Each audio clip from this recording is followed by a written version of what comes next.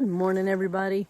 I am on day 28 and I am just inside the kind of area that goes out and opens up into Carver's Gap.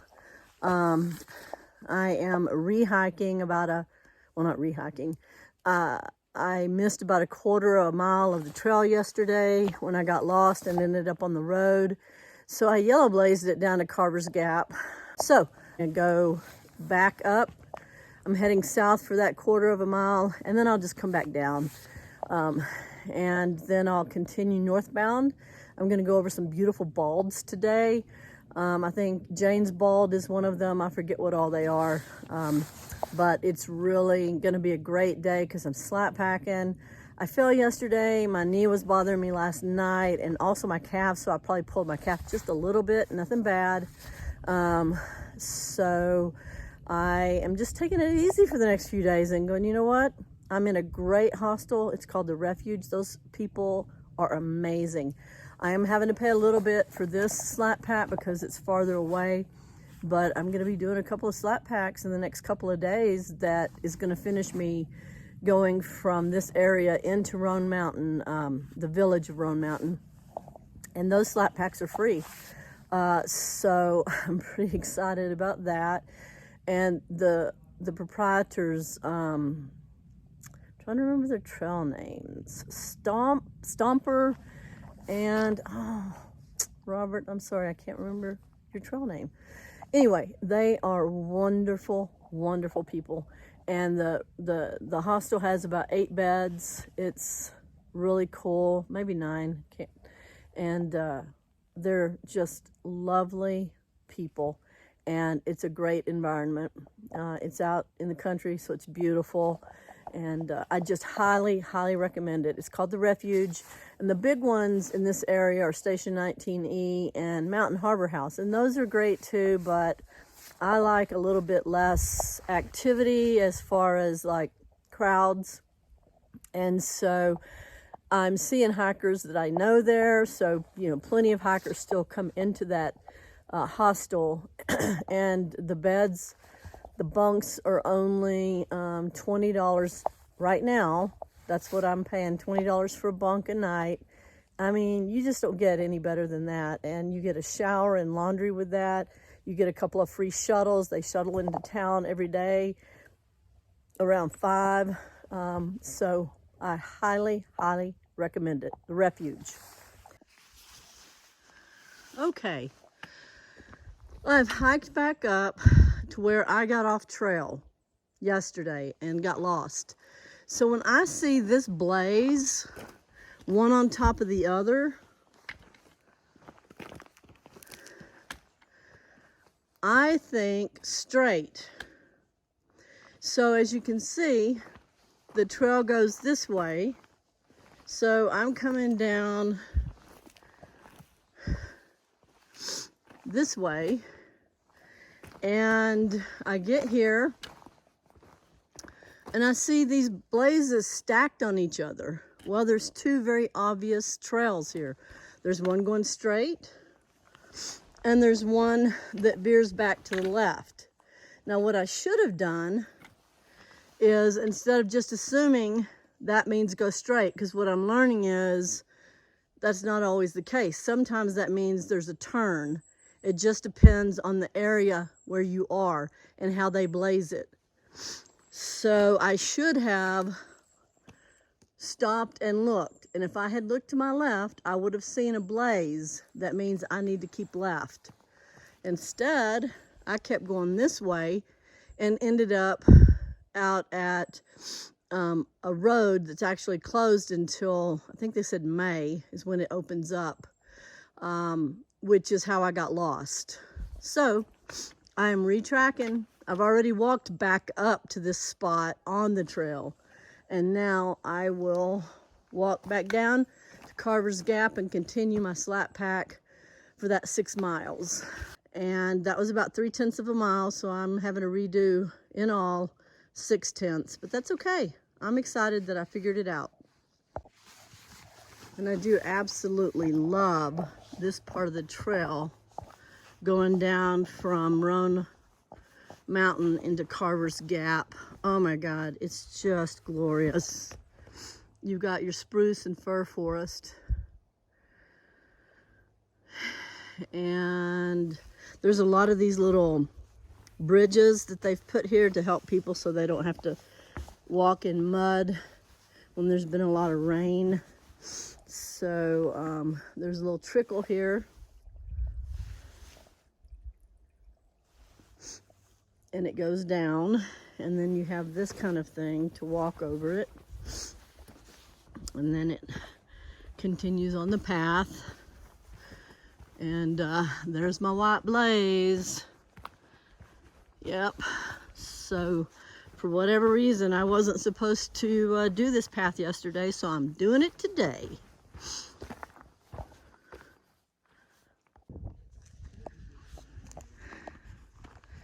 This is coming out the other side of Carver's Gap. Look at how different this terrain is. I mean, we were in that spruce and fir forest, and now we're coming out onto, I'm not even sure what, but this part's very touristy. Lots of people come up for like half-day hikes, day hikes, and so in a minute, I think it's just going to open up the view. You can kind of see over here some great mountains. Look at that. So as I'm coming up out of Carver's Gap, there's Roan Mountain.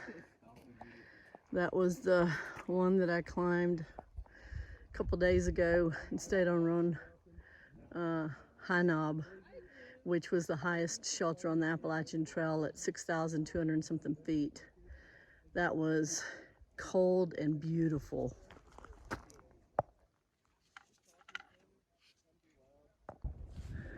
Now we're coming back into some forested part of the trail up from Carver's Gap, northbound. Not sure how long it lasts. It's a nice wide path because, again, a lot of tourists come here. So really nice path, beautiful forest. Today's supposed to be hot. It was already 60 degrees this morning when I got up around 8 o'clock, which it was nice to sleep that late. I haven't slept that late on trail at all. I've been waking up around 6:40-ish. So it was nice to sleep in.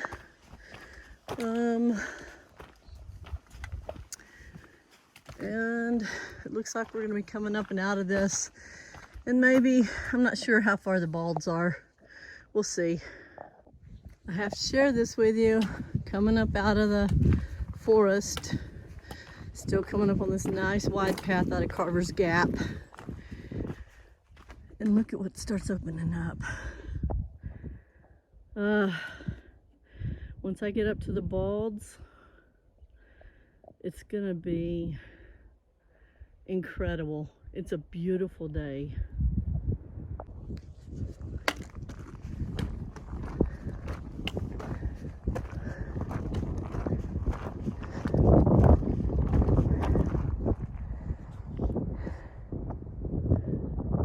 It really makes me want to cry. It's just so glorious.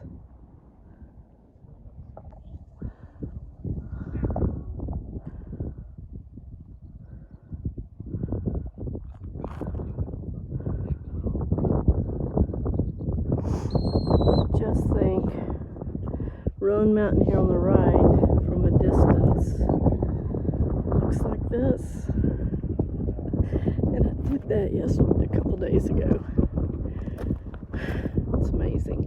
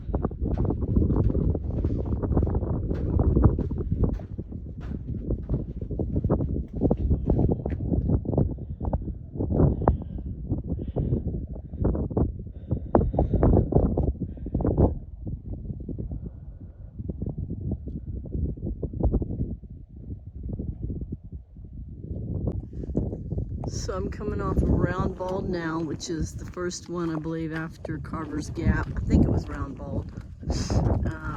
It'll say in the picture. In the pictures, I'll put that up. And you can see, I think this one was called The Next Mountain is Grassy Something. And you can see the path that goes up the mountain, which is so cool. You really can't normally see that on the trail because of all the green forests and whatnot. I know when you're in the Whites, I believe it's the Whites, and up along Franconia Ridge and all that, I believe you can see all that too, which is wonderful. But we are in Tennessee, we're not in the Whites. So this is really cool. So in areas where you don't have trees to white blaze to show you're still on the Appalachian Trail, sometimes they put up these posts with the little blaze on them. Sometimes they'll put them on a rock. In my mind, the posts work better because sometimes the rocks are covered or the paint comes off. But I'm just grateful to have the blazes, no matter where they are, to help me know I'm on the right path. And then up in the Whites and along different ridges, up in the northern part of the trail, they'll sometimes have cairns of rocks to show where the trail is, because there's really nothing to designate it, so they'll put cairns to keep you on the right path.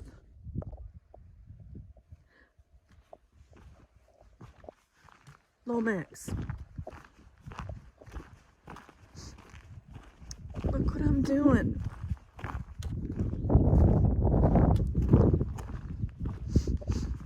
Tanisha, Joshua,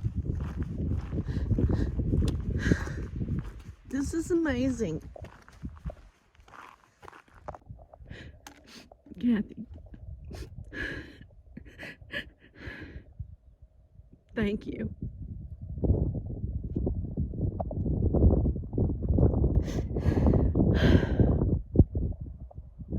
This is just incredible.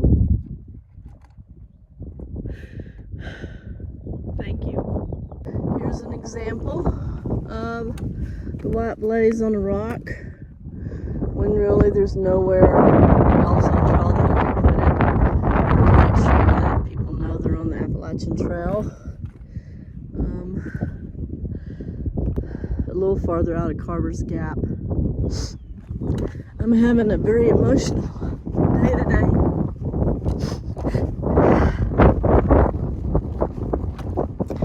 And it's basically just because I can't believe I'm so blessed to get to do this. And I'm feeling the presence of my siblings, and my mother and my dad, my nephew.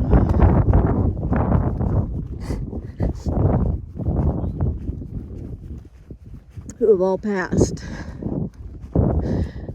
They're all around me today. And I know that they each lived their own lives. They hiked their own hike, but they had hard lives. And I'm just grateful that they're with me today to share in the joy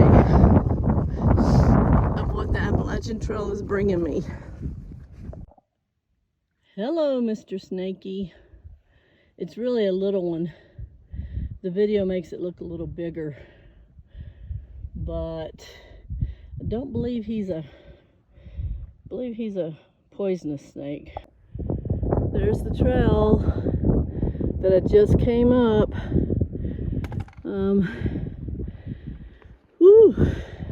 It's been a bit of a climb, but not too bad. And I'm slackpacking. And then, you know, I still have all of these marvelous views. I am going to have to speed it up though, because I'm supposed to meet Robert, the proprietor at the refuge. at 3, so I gotta speed it up because I've been going really slow, taking lots of video and pictures. I just have to try to capture this really quickly.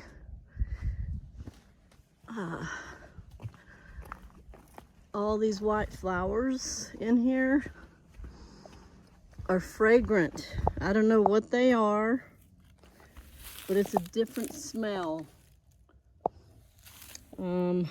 than in other places. And I think it's just because there are so many white flowers going through here. It's really nice. Okay, I am coming up on Stan Murray's shelter. It's really close to the trail.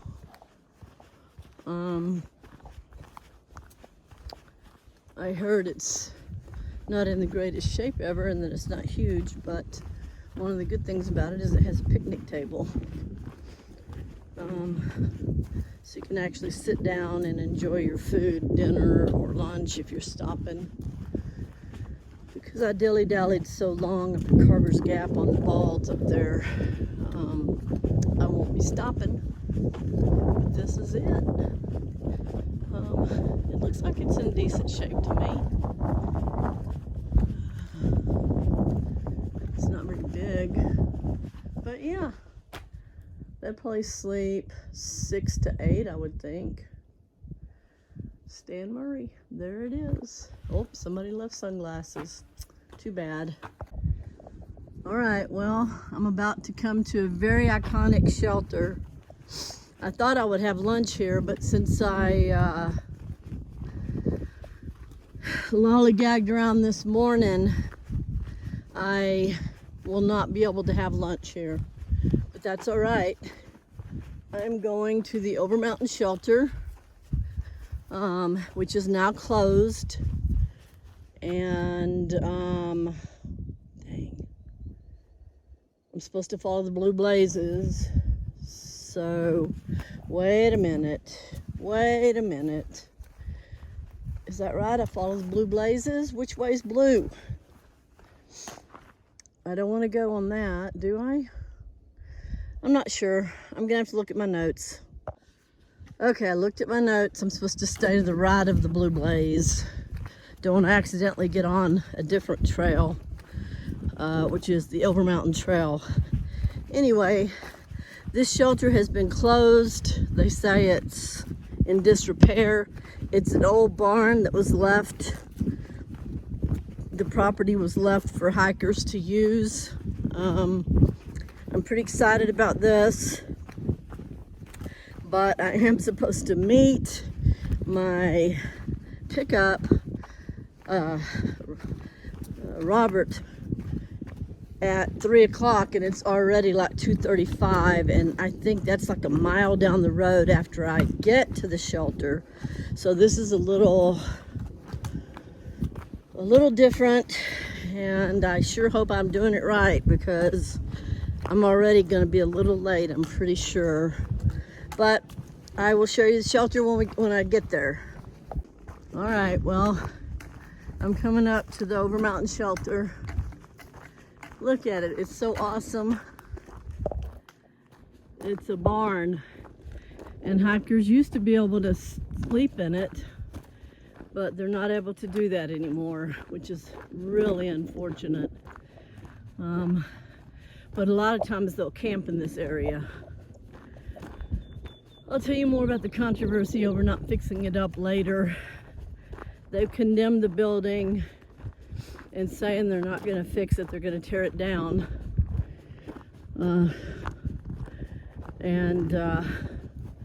That's a big controversy because supposedly it was left to be kept up for hikers, and apparently they're not going to do it. But look at this. Wow.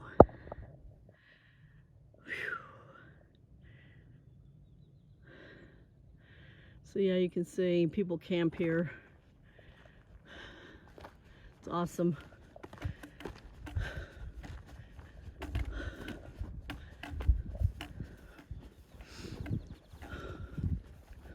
Over Mountain Shelter. Look at that.